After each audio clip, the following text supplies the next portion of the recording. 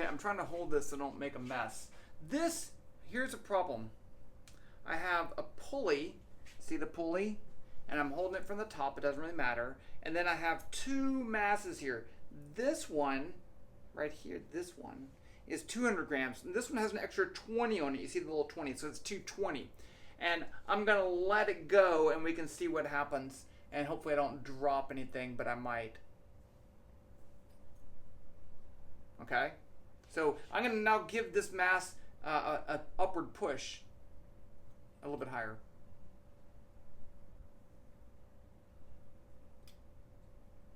So you'll notice that it accelerates, right? Because if I push this up, it moves up and slows down, stops, and comes back down. Let's find the acceleration of the two masses in this case. This is called an Atwood machine. It's a famous problem, and it's one that I remember getting wrong as a student. Yes, at one point, I, too, was a student. So we have here mass 1, mass 2. Let's say mass 1 is 200, so 0.2 kilograms, and this is 0.22. And the pulley is stationary and massless. So the change in motion of the pulley doesn't really matter. That's an important detail. We can come back to it later and make a more complicated problem. Let's say it's frictionless pulley, no mass. And the string is massless, or very small compared to the others. So that means that we can draw the following force diagram for mass 1. I'm going to draw mass 1 look like this. It's going to have a downward gravitational force. I'll call it M1G. That's my long range force. And then the tension pulls up. I'm going to just call it T. Now, I know that T is not equal to mg. How do I know that? Because when I let it go, mass 1 accelerated up. So T has to be greater than m1g. Okay, but I don't know what value that is. And this is mass 1. Now let's look at mass 2. It's a little bit bigger, gravitational force, m2g, and it has the same tension pulling up. It's the same tension because it's the same string. As that string passes over the pulley and comes back down here, there's no other forces exerting forces on the string, so there's the tension, the magnitude has to be the same, right? But on the mass 2, it pulls up both of them, so it's kind of weird because of the pulley it does that. Now, what's also related to these two things? Imagine this moves up 1 centimeter. This would have to move down 1 centimeter. There is a constraint to the motion of these two. So if this moves up 1 centimeter in a certain amount of time, and that moves down 1 centimeter in a certain amount of time, then we could find their acceleration during that short amount of time, and they'd have to be equal and opposite accelerations. So let's say this has an acceleration of negative a in the y direction, and that's positive a in the y direction, but the magnitude has to be the same. Now we can write Newton's second law twice. I'm going to write it for this, I'm going to write it for that.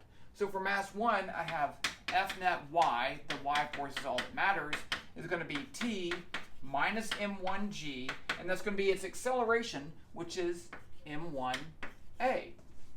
Mass times acceleration.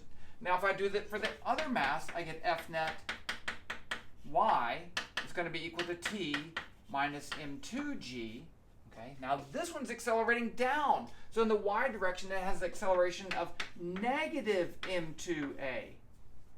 But you see what I have here is two equations, two unknowns. I don't know t, I don't know a. I don't know t, I don't know a. But I can solve for that system. Let's just take this one and solve for t.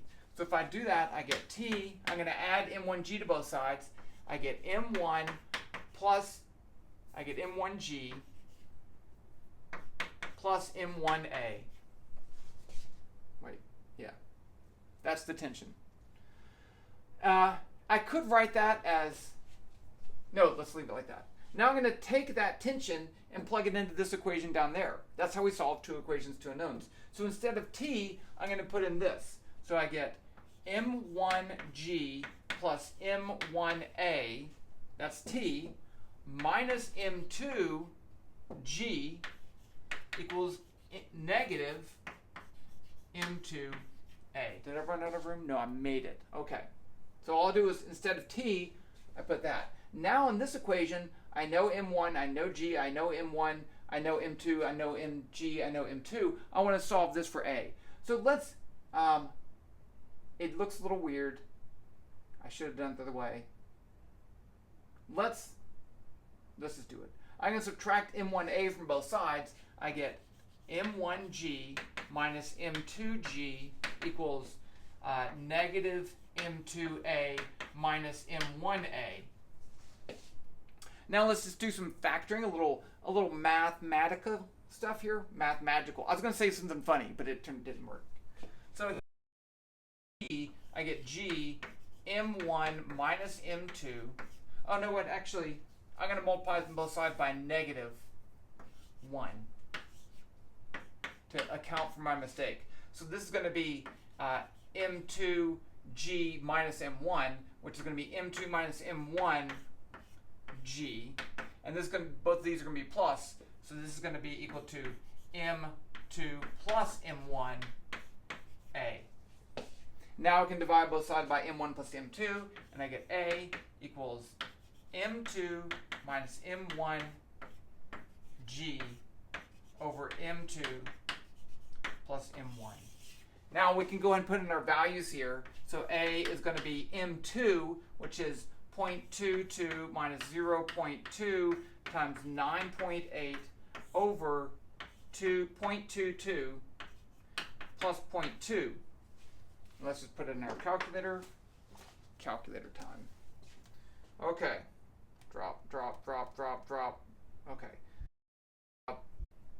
0.22. I don't have to do that. I can do that in my head. That's going to be 0.02, right?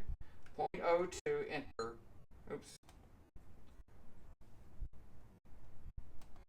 0.02, enter. 9.8. Is my video stopping? Times. And then this is going to be 0.42. I get 0.46.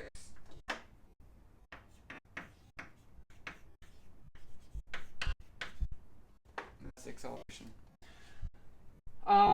Notice over here we can check a couple things. What if this mass is ginormous compared to the other one?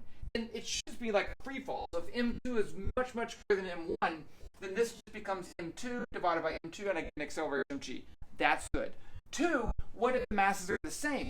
Well, then up here I get 0 divided by whatever, it doesn't matter, I get 0. That makes sense. If they're equal masses, they're just going to be there at rest. Okay, I need to stop because my video is getting out of control. The end. Hope it doesn't get all jumpy, but it is jumpy, and I apologize for that. I'm sorry.